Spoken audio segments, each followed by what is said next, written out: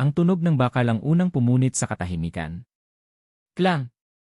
Isang kandado ang binuksan ng gwardiya, kasunod ang pag-iyak ng kalawang na parang nagmamakaawa. Sa loob ng makitid na bodega, nagising si Haniel sa hampas ng malamig na hangin. Dumidikit pa rin sa balat niya ang alat ng dagat at alikabok ng saging. Sa kanyang tabi, si Joan, ang kanyang kakambal, nakahilig ang ulo sa balikat niya, payat at gutom ang itsura, pero mahigpit pa rin ang kapit sa kamay ng kapatid. Bumangon na, mga hayop, sigaw ni Gambao, ang bantay na parang aso ring nauulol sa utos. Kumalansing ang mga bota niya sa sahig na kahoy habang binubuksan ang isa pang kahon sa sulok. Isang mahinang ungol ang kumawala mula sa loob, parang huni ng sugatang ibon. Biglang natahimik ang lahat ng bata sa loob ng bodega. Hindi ito dapat marinig. Hindi dapat may tunog mula sa mga kahon. Pinisil ni Joan ang kamay ni Haniel, malamig at nanginginig. Kuya, may tao sa loob, pabulong niyang sambit. Tumango si Haniel pero hindi nagsalita. Sa islang ito, mas ligtas ang pananahimik kaysa tanong. Dinala sila sa labas ng bodega. Agad silang sinalubong ng liwanag ng umaga na masakit sa mata. Doon muling bumungad ang isla, isang paraisong nilamon ang bangungot. Sagingan hanggang abot ng tanaw, dagat na tila walang dulo, at sa gitna, ang mansyong kulay abo na nakatayo na parang hari ng mga multo. Sa tore ng mansyon, may watawat na itim na hindi kilala ng alinmang bansa, ngunit kinikilala ng lahat ng alipin dito, sa gisag ng sindikato ni Santiago. Habang nagbubuhat ng kahon, narinig ni Haniel ang mahinang bulungan ng dagat, parang sinasabi ng alon na may mga kwento itong gustong isiwalat. Ang problema, ang bawat kwento rito ay may katapat na dugo. Pagdating nila sa pier, naghihintay ang isang barko. Malaki, kulay kalawang, at amoy langis na sumisingaw kahit sa hangin. Mga lalaking banyaga ang nakatayo sa trapal, nakamasid, nakangisi. Bilis! Yakyat, utos ni Gambao, sabay tulak kay Haniel. Nagpasan siya ng kahon, halos bumigay ang tuhod. Sa gilid ng tainga niya, naririnig pa rin ang mahina, mahapding daing mula sa loob. Muli niyang tiningnan si Joan, at sa mga mata nito, malinaw ang tanong na hindi nila masabi, bakit may tao sa loob ng kargamento? Pagbalik nila sa bodega, tahimik ang lahat ng bata. Walang nag-uusap. Lahat nakikinig sa tunog ng kanilang tiyan, sa pintig ng kaba, at sa mga yapak ng mga gwardiya. Biglang bumukas ang pinto. Dumating ang isang babae na hindi nila kilala, maputla, basang-basa, at may dugo sa laylayan ng damit. Napatigil si Gambao, nakataas ang baril. Sino ka? Nataya, bulong ng babae, boses na hirap huminga. Galing ako sa dagat, may mga halimaw na sumusunod. Nagtawanan ng ibang bantay, ngunit si Haniel at Joan ay natigilan. Hindi ito biro. Ang mata ni Nataya ay puno ng takot na hindi kayang imbentuhin. At mula sa kanyang bibig, dahan-dahang sumirit ang mga salitang parang apoy sa hangin, mga pitani dumating na sila. Sa labas, umalon ang mga dahon ng saging, kahit walang hangin. Ang mga ibon na madalas dumadagundong tuwing umaga, bigla ang tumahimik. Mula sa malayo, may mahinang tunog ng pagaspas, hindi pakpak ng ibon, kundi mas mabigat, mas malamig. Napakagat si John sa labi. Hinawakan niya muli ang kamay ni Haniel, mahigpit. At sa unang beses, ramdam nilang hindi lang sindikato ang kalaban nila sa isla. May mas malalim na anino na gumagalaw sa pagitan ng mga puno, at sa gabing darating, tiyak na lalapit iyon, gutom at walang awa. Nagpatuloy ang maghapon na parang walang nangyari, pero hindi iyon totoo. Sa bawat pagbuhat ng kahon, sa bawat sigaw ng gwardiya, ramdam ni Haniel at Joan ang bigat ng mga salitang iniwan ni Nataya. Pitani. Ang mismong tunog nito ay parang sugat sa hangin. Hindi nila alam kung halimaw ba talaga iyon o panakot lang sa mga batang gaya nila, pero ang mata ni Nataya ay hindi mata ng sinungaling. Sa gilid ng pier, nakaupo si Joan, pinupunasan ang pawis ng kanyang noo. Kuya, bulong niya, naalala mo ba si Mama? Saglit na natigilan si Haniel. Ang pangalan ay parang punyal na hinihila mula sa lumang sugat. Matagal na yon, sagot niya, pilit na malamig ang boses. Baka wala na siya. Umiling si Joan, hawak ang maliit na papel na matagal niyang tinatago sa bulsa. Sa liwanag ng hapon, ipinakita niya ang punit na litrato, isang babae, nakangiti, may kasamang dalawang sanggol sa kandungan. Hahanapin niya tayo, matigas ang tinig ni Joan. Sigurado ako. Bago pa makasagot si Haniel, dumating si Gambao. Ano yan? Sabay agaw ng papel. Nagpumiglas si Joan pero hinampas siya ng baril sa balikat. Napasigaw siya. Sa isang iglap kumulo ang dugo ni Haniel. Tumalon siya, sinuntok si Gambao sa panga. Nabuwal ang bantay, ngunit mabilis na sumugod ang dalawa pang gwardiya. Hinila nila ang magkapatid, pinadapa sa lupa, at muling binugbog. Subukan niyo pa akong hamunin, sibat ni Gambao, hawak ang dugo ang ilong. Sa susunod, hindi lang kayo ang tatamaan, pati yung mga kahon na binubuhat niyo. Nanginginig si Haniel, hindi sa sakit kundi sa galit. Sa tabi niya, humahagulhol si Joan, yakap pa rin ang bulsa kahit wala na ang litrato. Sa katahimikan ng gabi, sabay nilang narinig ang kakaibang ingay mula sa sagingan. Hindi sigaw ng tao, hindi huni ng ibon, kundi parang tatlong boses na umaawit ng sabay, mahina, nakakainganyo, pero nakakatindig balahibo. Lumapit si Nataya, duguan pa rin ang labi, halos pabulong. Sila yon, sabi niya. Ang tatlong magkakapatid na pitani. Kapag dumapo ang gabi, hahanapin nila ang puso ng saging at ang pusong tumitibok ng tao. Napakurap si Haniel, parang hindi makapaniwala. Bakit ka nandito? Tanong niya. Kung alam mong may mga halimaw, bakit ka sumama sa barko? Dahan-dahang lumingon si Nataya, tumitig sa kanya. Dahil mas malupit pa ang mga tao kaysa sa kanila. Nagbukas ang pinto ng bodega. Isang matandang babae ang pumasok, nakaputing bestida, may dalang maliit na bag, tahimik siyang lumapit kay Joan at marahang hinaplos ang sugatang balikat. Kailangan gamutin ito, mahinang wika niya. Walang kumibo ang mga bantay, tila bigla silang natigilan. Si Haniel, nanlaki ang mata. Ang kamay ng matanda, kilala niya yon. Ang paraan ng haplos, ang init ng palad, hindi malilimutan. Mama, bulong niya, halos hindi lumalabas ang boses. Ngunit bago pa siya makalapit, biglang umalingaw-ngaw ang sigaw mula sa labas. May gumagalaw sa sagingan. Maghanda. Nagkagulo ang mga bantay, nagsisigawan, kinuha ang kanilang baril at apoy. Sa dilim ng gabi, muling bumungad ang tatlong anino, mabilis, payat, at nakalawit ang mga pakpak na parang dahon ng saging. Ang kanilang mga mata ay pula, at bawat galaw ay sabay-sabay, tila iisang katawan lang. Mga bata, lumapit sa akin, utos ng matanda, malamig ang tinig ngunit puno ng otoridad. Parang mismong gabi ay nakinig sa kanya.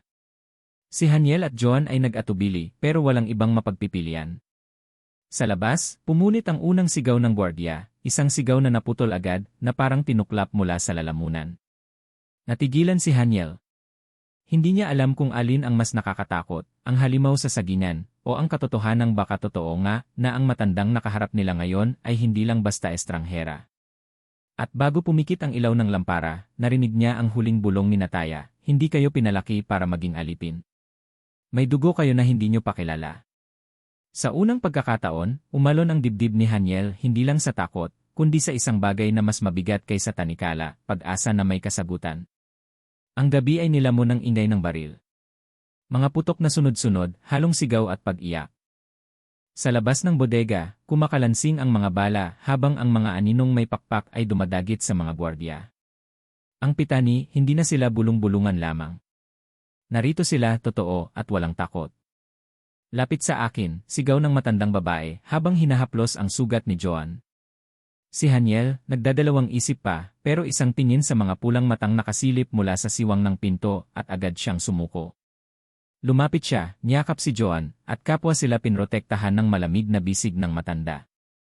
Sa isang iglap, may sumabog na gulong na sinusunog. Usok na maitim ang lumaganap at doon lumakas ang ungol ng mga pitani, hindi dahil sa galak kundi sa panghihina. Ayaw nila sa usok, bulong ng babae, boses na parang nanunumpa. Paano mo alam? Tanong ni Haniel, nanginginig. Saglit na tumitig ang matanda sa kanya. Sa mga mata niya, may ilaw na matagal nang nawala sa alaala ni Haniel. Dahil matagal na kitang bantay, sagot niya. Bumilis ang tibok ng puso ni Haniel. Hindi niya masabi, pero alam na ng laman loob niya, ito si Mama. Ang ina na buong akala niya ay nalunod sa dagat ng nakaraan. Pero bago pa niya masabing buo ang pangalan, biglang pumutok ang isang bala, malapit, halos dumaan sa tainga niya. Si Joan ang tinamaan, sa balikat, at bumagsak siyang halos wala ng malay. Joan, sigaw ni Haniel, nanginginig ang tinig. Sa bungad ng pinto, nakatayo si Santiago, ang tinaguriang hari ng isla, hawak ang baril, kasama ang ilang natitirang tauhan. Walang takasan, sigaw nito. Akin ang mga batang yan. Napasinghat si Haniel, pero bago pa makalapit si Santiago, tumayo ang matandang babae, humarang sa kanilang dalawa. Ang kanyang tinig ay hindi na payapa, ngayon ay malamig at matalim. Hindi mo sila pag-ari, Anya.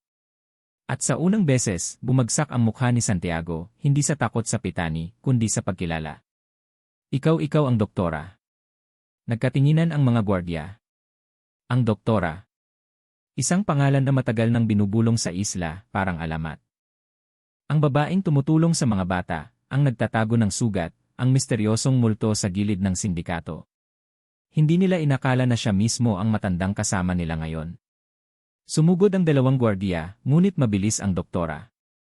Hinugot niya ang isang kutsilyong pinahiran ng bawang, at sa isang iglap, bumagsak ang mga lalaki, dumadaing na parang tinunaw ng apoy. Hindi sila pitani, pero ang matinding amoy ng bawang ay tumarak sa kanilang sugat, nagdulot ng deliryo. Haniel, hawakan mo si Joan, utos ng doktora, mabilis at mariin. Hindi pa tapos ito. Lalaban siya. Habang pinipigil ang dugo ng kapatid, nanginginig ang mga kamay ni Haniel. Para siyang batang muling isinilang sa impyerno. Ang tanong na matagal niyang tinago ay sumabog, bakit mo kami iniwan? Tahimik ang doktora, pero ang mga mata niya ay puno ng luha. Hindi ko kayo iniwan. Inagaw kayo. Mabilis ang pangyayari. Ang pitani sa labas ay nag-uunahan na lumipad, naghahanap ng bagong biktima. Ang apoy mula sa gulong ay kumakapal, bumabalot sa buong pier. At mula sa dilim, isang mas malakas na tinig ang sumigaw, Haniel. John! Natigilan si Haniel. Ang boses na yon ay hindi ng gwardiya, hindi ng doktora. Malalim, nangingibabaw, puno ng kapangyarihan, isang boses na matagal niyang inaasam marinig. Isang boses na nasa alaala lang niya noong siya ay sanggol. Mula sa usok, lumitaw ang isang lalaking matikas, nakaitim, may pilat sa mukha. Sa kanyang tabi, dala ang mga tauhan na mas armado kaysa lahat ng bantay. Ako ang magpapalaya sa inyo, Anya, ngunit ang mga mata ay malamig, mapanganib. Ako ang inyong ama. Nabagsak ang mundo ni Haniel sa dalawang salita. Hindi niya alam kung dapat siyang lumapit o tumakbo.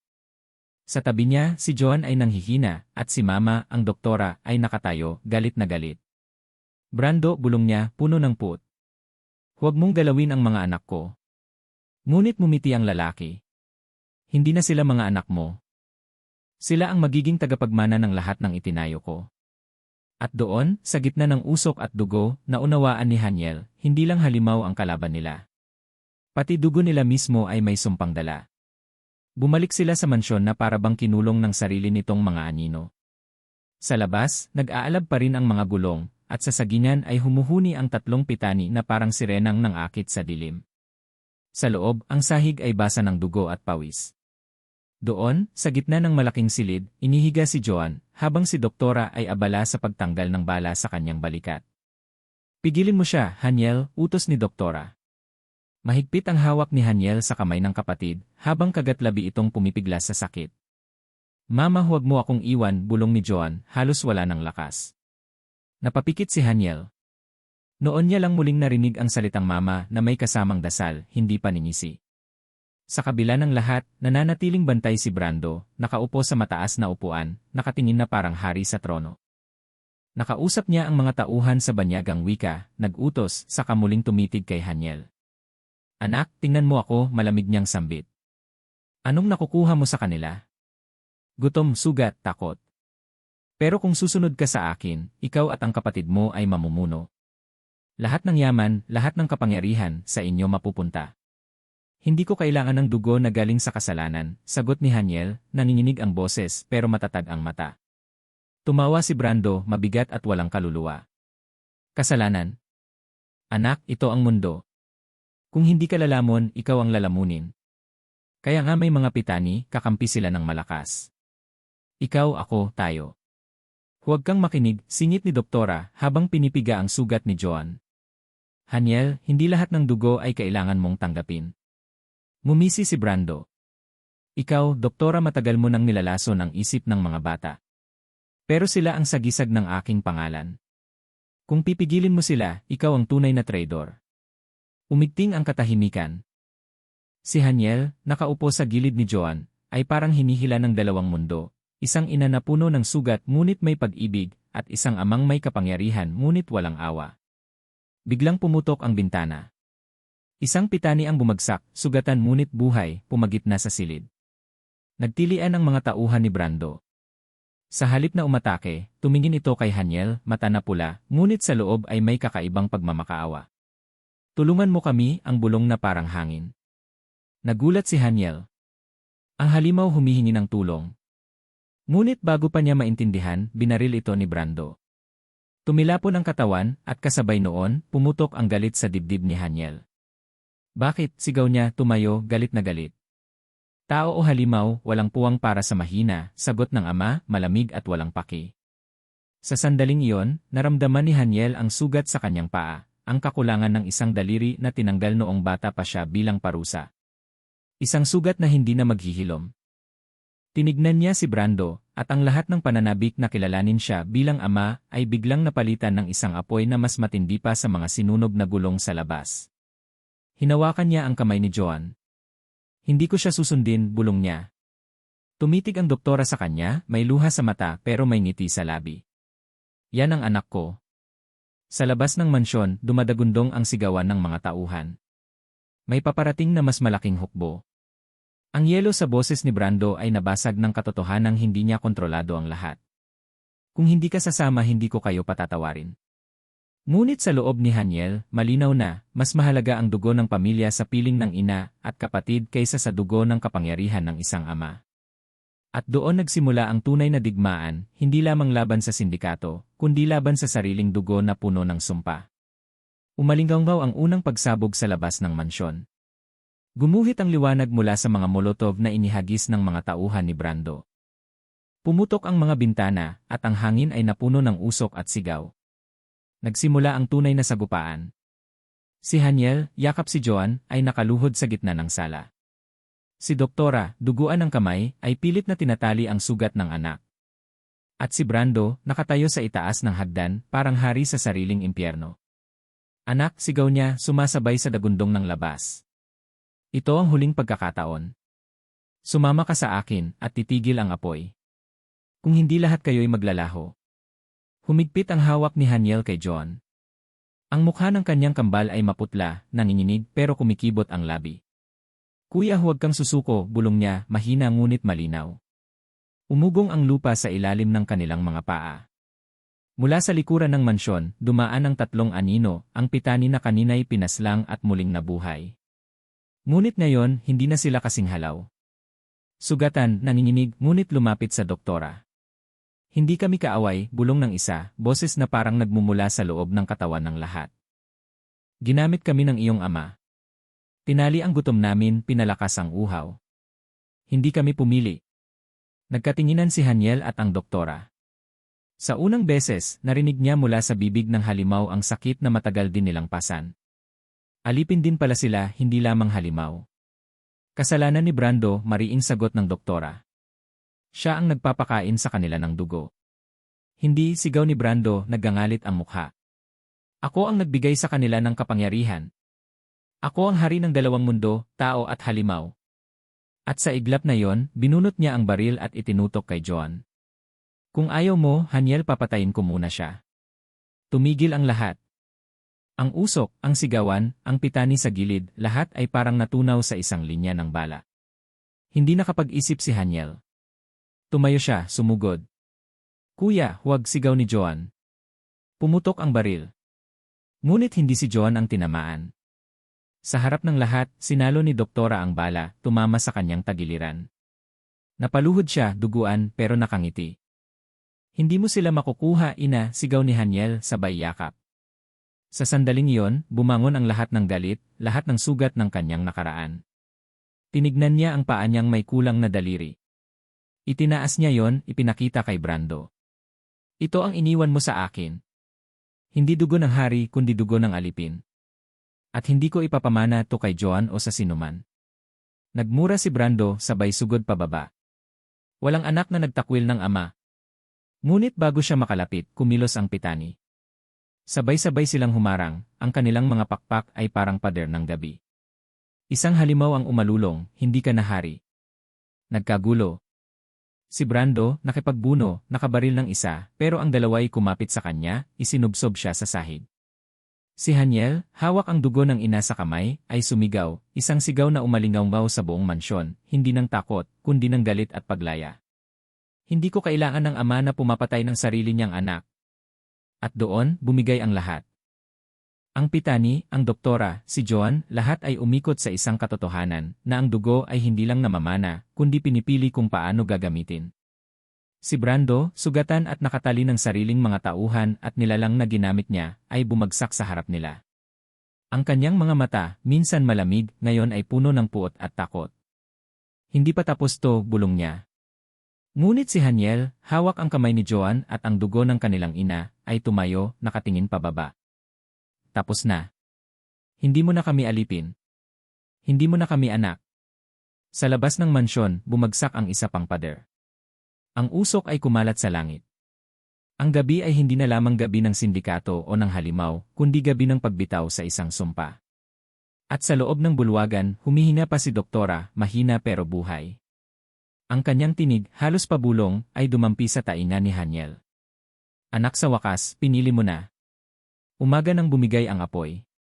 Ang mansyon, na dati tor ng takot, ay naging abo at usok. Sa paligid, nagkalat ang baril, bangkay, at aninong natunaw sa liwanag ng araw. Ang isla, na dati parang kulungan, ay ngayon ay tila sugatang katawan, ngunit humihinga. Si Joan, nakabalot ang balikat, ay nakaupo sa gilid ng pier. Mahina ngunit buhay, pinagmamasdan ang alon na parang kinakausap siya. Si Doktora, nakahiga sa banig, nilalagyan ng halamang gamot ng mga batang nailigtas. Mahina ang kanyang pulso, pero matibay pa rin ang kanyang tinig. Buhay ka kaya buhay din ako, sabi niya kay Haniel, sabay hawak sa kamay niya. Si Haniel ay nakatayo sa gitna ng abo, hawak ang sariling paa na may kulang na daliri. Isang paalala ng sugat ng nakaraan. Ngunit ngayong araw, hindi na ito bigat, kundi sagisag ng pagbangon. Lumapit ang tatlong pitani, sugatan at mahina. Yumuko sila, hindi bilang halimaw kundi bilang kapatid sa sugat. Hindi kami ang multo ng mundong ito, sabi ng isa. Siya ang gumamit sa amin. Ngayon, wala na kaming hari. Tinitigan sila ni Haniel. Noon, takot ang nararamdaman niya sa kanilang anyo. Ngayon, ang nakita niya ay sarili nilang bangungot. Wala nang hari dito, sagot niya. Kung mananatili kayo bilang bantay, hindi bilang halimaw. At sa unang beses, tumango ang mga pitani. Sa huling sandali ng araw, binitawan nila ang isla. Ang mga batang nailigtas ay isinakay sa bangka, may hawak na papel, lapis, at pag-asang matagal na nilang hindi natikman. Si Doktora, mahina ngunit nakangiti, ay sumama sa kanila. Si Joan, nakasandal kay Haniel, ay bumulong, kuya ngayon lang ako nakahinga ng ganito. At sumagot siya, mahina ngunit buo. Malaya na tayo. Bago umalis, hinarap ni Haniel ang abo ng mansyon. Alam niyang buhay pa si Brando, hindi nalunod, hindi naglaho. Maaring muling bumalik ang anino. Ngunit ngayong araw, wala nang puwang ang takot. Sapagkat natutunan niya na ang dugo ay hindi sumpa, kundi pagpili. Habang umaalis ang bangka, tiningnan niya ang sarili niyang kamay, ang parehong kamay na kumapit kay Joan sa bawat gabi ng takot, ang kamay na umupo sa tabi ng ina, ang kamay na kumalaban sa ama. At sa wakas, nakahina siya ng malalim. Sa dulo ng dagat, umangat ang araw, mapula ngunit maliwanag. Ang isla ay naiwan sa dilim, ngunit ang kanilang pag-alis ay naging liwanag ng bagong simula. At sa puso ni Haniel, narinig niya ang tinig ng kanyang ina, hindi na pabulong kundi malinaw, anak minsan, kailangan mong dumaan sa impyerno, para matutong hanapin ang langit.